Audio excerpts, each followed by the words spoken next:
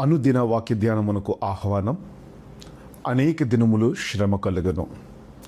దేవుని యొక్క వాక్యం చెప్తుంది, ప్రకటన గ్రంథం 2వ అధ్యాయం 10వ వచనం, మీలో కొందరిని సాతాను చెరలో వేయబోతున్నాడు.